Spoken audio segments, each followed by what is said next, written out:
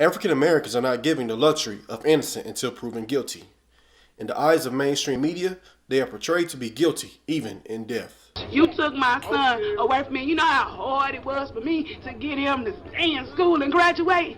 You know how many black men graduate? Not many.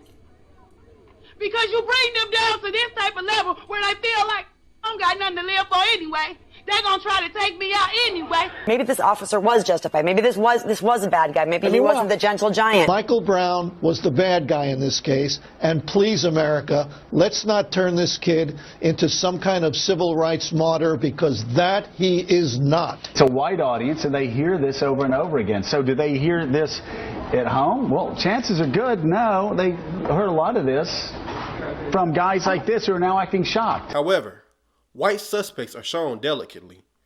Take a look at this photo. What do you assume the story is about?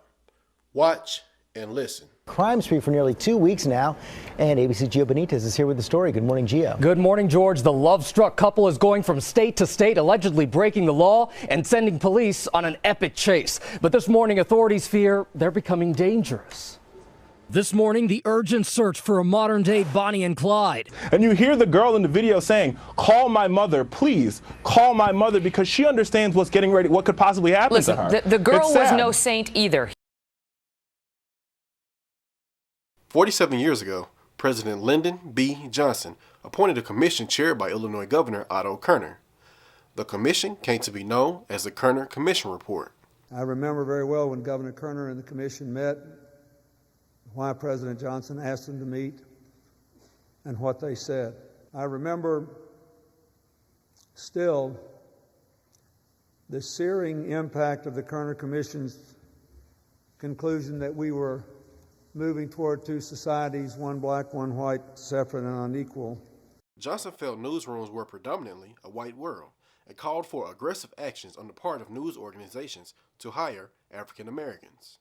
Journalist Terrence Friday of WJTV News Channel 12 and Donald Ladd of the Jackson Free Press agree that media bias exists. Definitely exists, in my opinion. I know there's a lot of people who will probably say that it doesn't, but if you go back and look at a lot of the major stories that went mainstream, you'll see it in that, because in the Trayvon Martins or Eric Garners, they'll always have the headline that they were killed, but then they'll have something else about them: arrested for this, possessed weed, or whatever else. And then a lot of times when we see other races, kind of when the roles are reversed, like there's a mass murder, obviously like the thing that happened in the movie theater, a lot of the headlines said that he was a brilliant kid that just went the wrong direction, things like that. So there's a big difference. Media bias definitely exists, and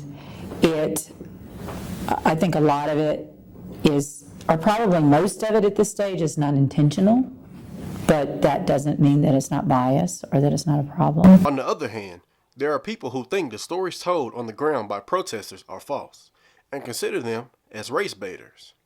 Sean Hannity of Fox News and Kevin Johnson of the Black Spear interrogated DeRay McKesson and his motives as a protester. You're tweeting out that you're a professional protester. Is that what you do? You want money. Well, no, you're that's soliciting not what I said. money.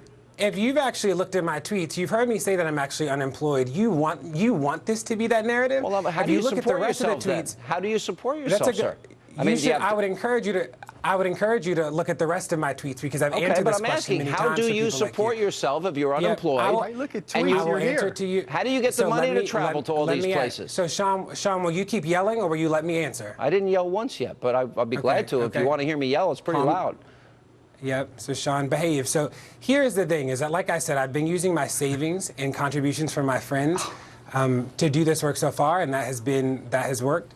Okay. Again, when I go to different places, and when many people go to different places, this is about making sure that these stories are heard and that we're standing in solidarity with people who the police have harmed or killed. All right, I got your point. Now I want to ask you this. Have you been You haven't been to the funeral of any cop that was killed in the line of duty. I bet you that. I bet you haven't saved up for that. I bet you haven't been to the celebration ceremony of cops who've protected many, many black people for decades. I bet you've never been to one of those celebrations. I bet you haven't been to the funeral of any of the kids that are killed that aren't in these types of scenarios where where race baiters and race pimps like you appear.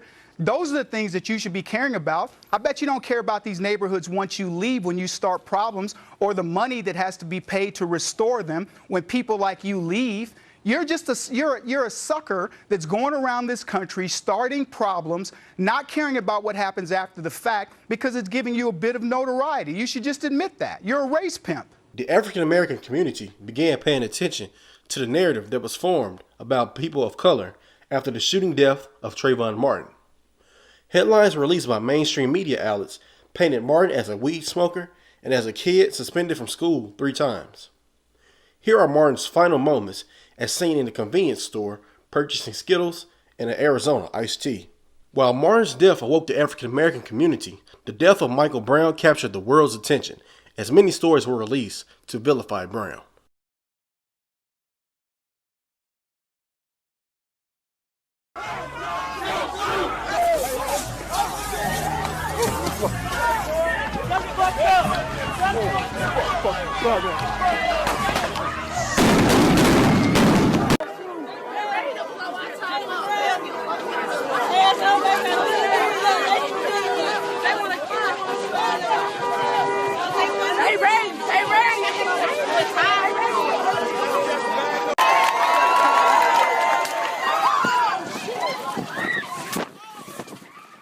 On August 9, 2014, unarmed teenager Michael Brown was shot by Officer Darren Wilson in a suburb outside of St. Louis, Missouri, called Ferguson. As protests broke out, most images were focused on the looting of stores and not the peaceful protests.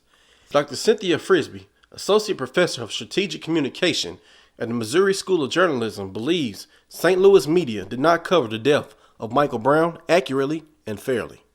There were several disparities. I think it was overblown a lot because a lot of the media images that were portrayed were definitely not accurate. So, for example, the looting and all that that took place was in places that weren't anywhere near the shooting.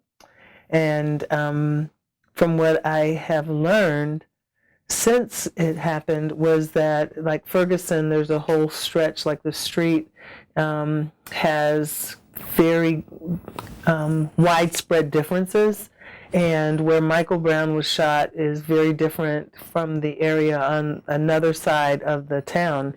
So the idea is that it gave a perception of Ferguson that's not really accurate. Frisbee also believes the death of Michael Brown exposed the victimization of young black men by media. What was interesting, and it has been fascinating for me doing some research on just media coverage, is when you trace back African American young boys are oftentimes perceived as guilty before they're innocent. So there's no perceived innocence when it comes to young black boys.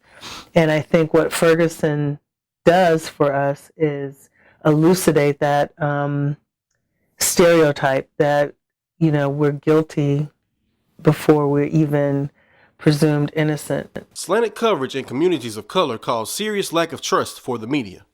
Jesse J. Holland of the Associated Press wrote a column for the Huffington Post detailing African American and Hispanic Americans' lack of trust in the media telling their stories.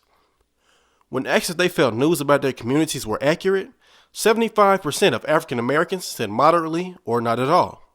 66% of Hispanics responded moderately or not at all. Frisbee agrees and thoroughly explains the relationship media associates with Hispanic Americans. Well, if you break it down to news coverage, most times the coverage is about immigration and illegal immigration, illegal immigrants or undocumented people. When Mexico sends its people, they're not sending their best. They're not sending you. They're not sending you. They're sending people that have lots of problems, and they're bringing those problems with us. They're bringing drugs, they're bringing crime, they're rapists, and some, I assume, are good people. Portrayals are important when it comes to telling stories accurately and fairly. The 2 Kentucky teens who are white and went across the country stealing were called teen sweethearts by NBC News instead of criminals. Michael Brown was immediately called a thug by mainstream media and no gentle giant. When white fan sports teams lose a big game and they set things on fire, it is not called a riot by mainstream media, but a gathering of peaceful protests are called a mob, such as the St. Louis Post-Dispatch decided to do with the Ferguson protests. The hashtag #IfTheyGunnMeDown brought these perceptions to light soon after Michael Brown was vilified in his death. C.J. Lawrence, lawyer and activist, explains why and how he created a movement bigger than himself. What I saw with Mike Brown was a young black male who had literally been shot unarmed, laying in the streets. And I saw a tweet by another black man stating, "Look at him there, laying there with his pants sagging. I don't feel sorry for him at all." And I thought to myself, how could this be? How could it be that in our nation, we could put it upon ourselves the responsibility and justify a killing with the way that we may appear or not appear.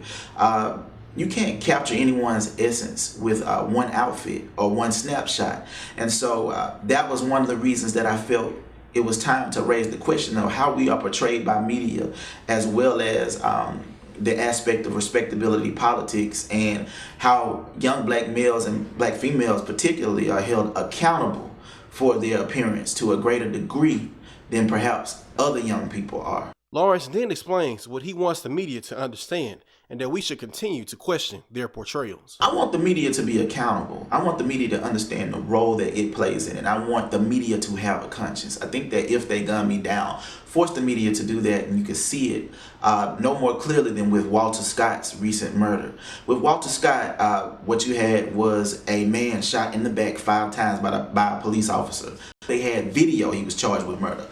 If not for a video, this man could have very well been portrayed in the media as a hero, as a person who was attacked by Walter Scott, but the video evidence clearly shows otherwise. And because I believe of things like If They Gun Me Down, and because of the fact that they had video, Walter Scott's story was told different. In the image that they utilize of Walter Scott in memoriam, if you will, is a picture of him in service as a soldier. It's inherent upon us to hold the media accountable and to tell our own narrative, to redefine the narrative and to control the narrative as black people. Media coverage is another issue this country has yet to fix. And until it does so, slanted coverage will persist.